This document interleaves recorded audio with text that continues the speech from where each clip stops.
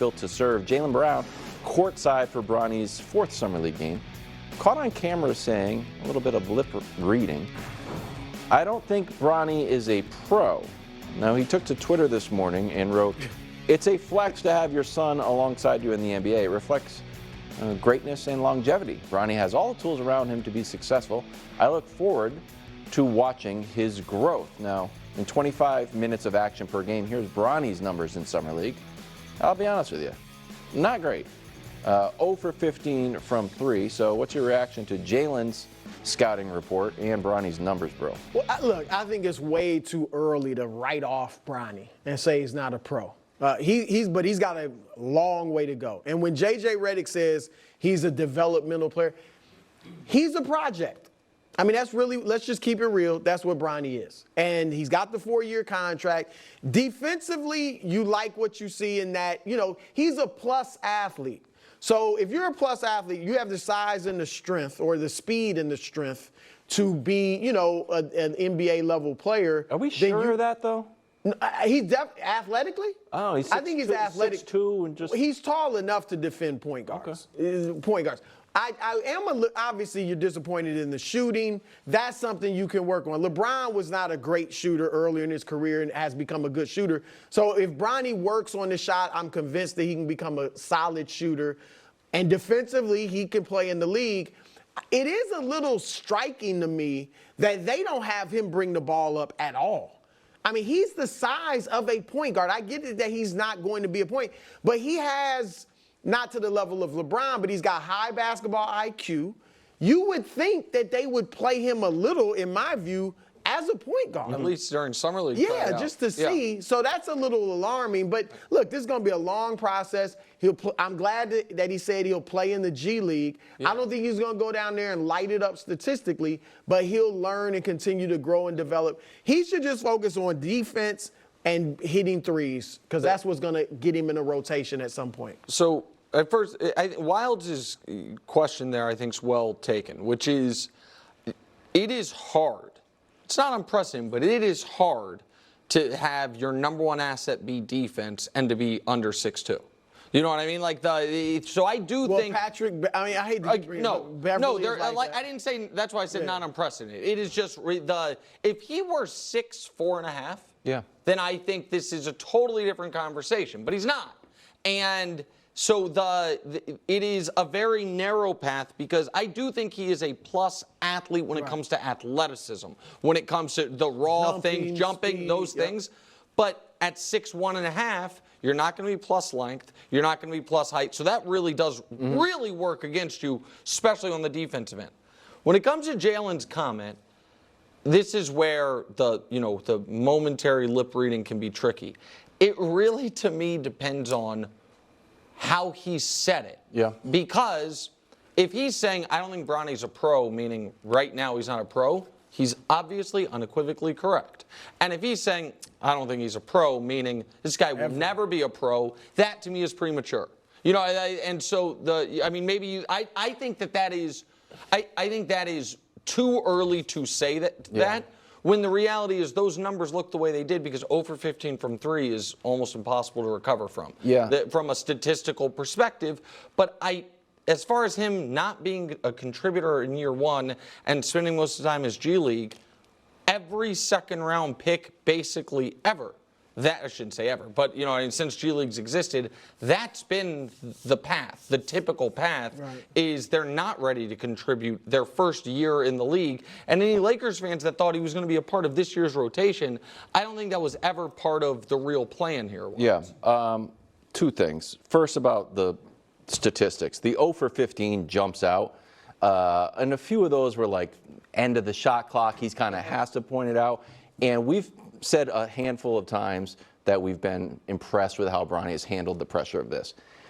To me, if there was one thing where he has outwardly handled this perfectly, it might show up here, where you go 0 for 8, 0 for 9, 0 for 10. That maybe the pressure of being Bronny James, having the crowds has shown packed, it shows up not in your hustle and not in your defensive effort, but maybe it shows up in shooting threes, which you weren't great at USC anyways. Well, that's the scary thing. Like, if he had shot 37% at USC and you knew he was a really good shooter, then this would be like, okay, he's in a slump. Maybe it's the pressure, whatever.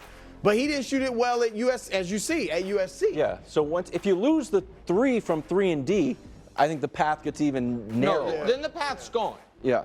No. He's not a 3 and D guy right now. No, that's the hope that he can become. No, and people can be mad at the Lakers or mad at LeBron or mad at Rich Paul, whatever. I don't really care. As far as like a informational standpoint, I don't know if you agree with me or not. I think this year should be looked at as his second year of college basketball in the G League. Can I push you on that then? And granted, I'm a UConn fan, so this is a little biased. But if Dan Hurley was going to coach the Lakers, and LeBron loved Dan Hurley, and everybody loves Dan Hurley, and this is going to be viewed as a second year of college, then why didn't he just stay in college? Because the coach who recruited him left. He was going to have to transfer. Why don't you go to UConn? I don't know that UConn wanted Bronny James. I don't know that he wanted to go across the country. To any college. Yeah, I mean. I believe that college should develop him better than the G League. So I don't know that. So that's the part, again, we don't have time to get into it now. I don't know that random college X, if he goes to Duquesne where Drew Joyce. Joyce just went, that's going to be a better developmental path than having the Los Angeles Lakers invested in you in the form of, we did spend a second-round pick on you, and you get to work somewhat with LeBron on a daily basis, see how he works, see what his methods are. I don't know. That could be the case. My point is, he's not supposed to be a contributor this year. No second-round pick is supposed to be a contributor this season. If they are, it's I think LeBron. Which means Jaylen Brown still on the sidelines. He tweeted some curious emojis. Out here firing takes, bro. Good tweeter. Yeah.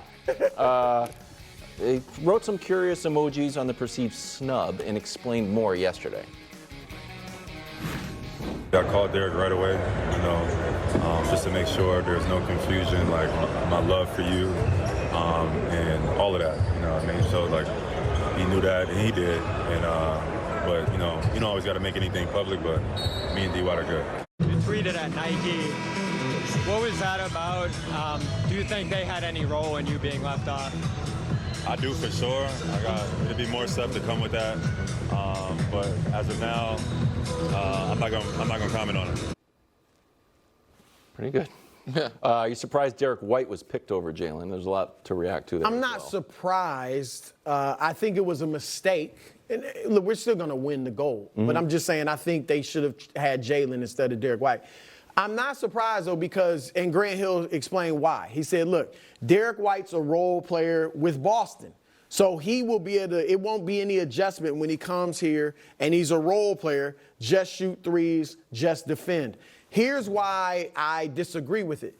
First of all, Kawhi Leonard wasn't a role player. Right. That's Kawhi wasn't going to do he wasn't going to do the dirty things that they want Derek White to do. Okay. Secondly, Nick, Jaylen Brown was fully capable of doing those things. He may not quite be the defender Derek White is, but Jaylen is a very good defender and maybe could be better. I think he could be. If he doesn't have to worry about scoring 25 points a night, he can be a great defender. And that's what guys do on a Team USA. You just take a role.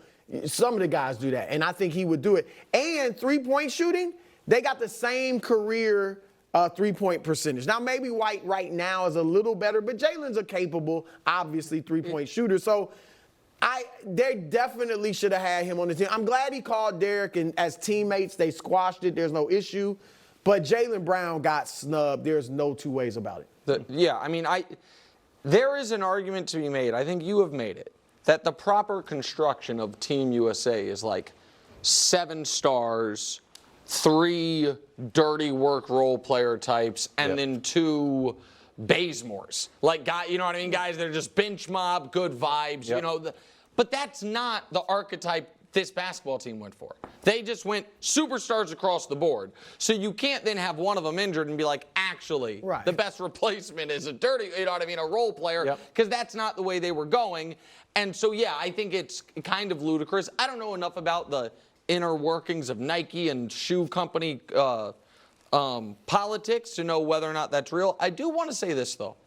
Because people think I don't like Jaylen Brown because years ago I mocked Danny Ainge, the extension he gave him, and sent out because I was wrong about how good Jaylen Brown was going to be, and I consistently pick against the Celtics. I've got just about more respect for how Jaylen Brown carries himself than almost anybody in the league. Right. He seems fearless. Yeah. He seems like a man that is going to stand on what he believes in, fully confident in who he is, and feeling like, at this point, I'm not saying I'm untouchable, but I'm saying I'm the finals MVP and I have the biggest contract in league history. So what are you going to do? I'm going to just be honest. I think that's dope. I think everything he's done as far as like who he is outside of just being an awesome basketball player is super cool. And Look, he's been critical of Nike in the past, and I don't think they wanted that on the international stage. Yeah, but how much Nike's got that much sway? I'm just over the saying, Olympic team? I'm sure they. Welcome back to the show. Kawhi out of the Olympics. He played 68 games in the league last year, his most in 7 years, so that was good. But he only played 2 playoff games for Bruce Clippers before shutting it down. So adding him to the Olympic roster seemed odd to begin with. Yeah. Here's Clippers executive Lawrence Frank's take. It was USAB's call, and I was, quite frankly, very disappointed with the decision. Kawhi wanted to play. We wanted him to play. I was there the first 2 practices. He looked very good. Participated, was a full participant in everything that they did. I wasn't there for the 3rd practice, where ultimately that was the point where they decided to go in a different direction. You know, I expressed to them, I really